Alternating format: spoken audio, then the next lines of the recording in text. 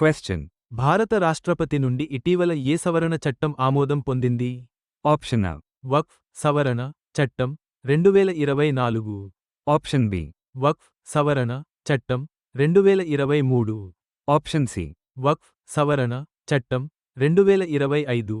Option D. వక్ఫ్ సవరణ చట్టం 2022.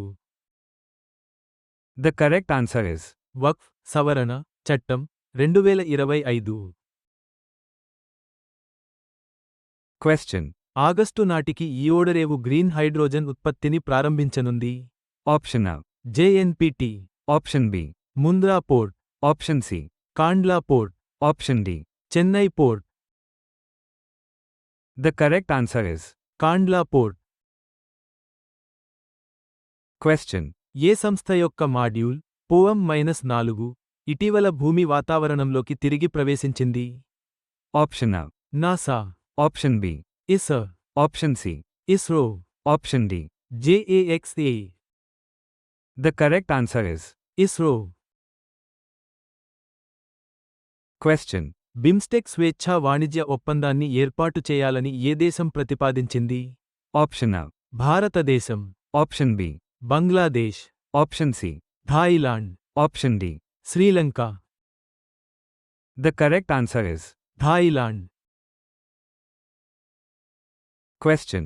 భారతదేశ తదుపరి అంతరిక్ష కేంద్రంగా ఇస్రో తన కొత్త మౌలిక సదుపాయాలను ఎక్కడ ఏర్పాటు చేస్తుంది? Option A. Andhra Pradesh. Option B.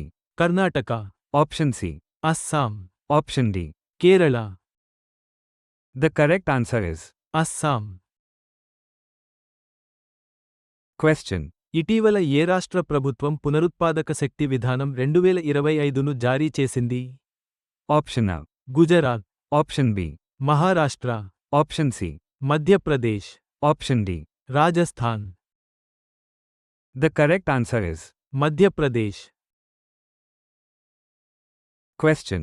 2025 నుండి 27 కాలానికి ఇసార్కు ఏ సంస్థ ఇటీవల భారతదేశాన్ని ఎన్నుకుంది? Option A. ప్రపంచ bank. Option B. IMF. Option C. An. Option D. WEF. The correct answer is an. Question. భారతదేశపు మొట్టమొదటి నిలువు లిఫ్ట్ సముద్ర వంతెన ఇటీవల ఏ రాష్ట్రంలో ప్రారంభించబడింది? Option A. Kerala. Option B. Karnataka. Option C. Tamil Nadu. Option D. Andhra Pradesh. The correct answer is Tamil Nadu. Question. Sudarshan Patnaik ఇటీవల ఈ అవార్డును గెలుచుకున్నారు. ఈ గుర్తింపు పొందిన మొదటి భారతీయుడిగా నిలిచారు. Option A. పులిట్జర్ బహుమతి. Option B. బుకర్ బహుమతి. Option C. Fred Darrington sand master award. Option D. నోబెల్ బహుమతి. The correct answer is Fred Darrington sand master award. Question. ఏ హైకోర్టు ఇటీవల ఉమ్మడి పౌర స్మృతి UCC అమలును సమర్థించింది? Option A. Bombay high court. Option B. Madras high court. Option C. Karnataka high court. Option D. Allahabad high court. The correct answer is Karnataka high court.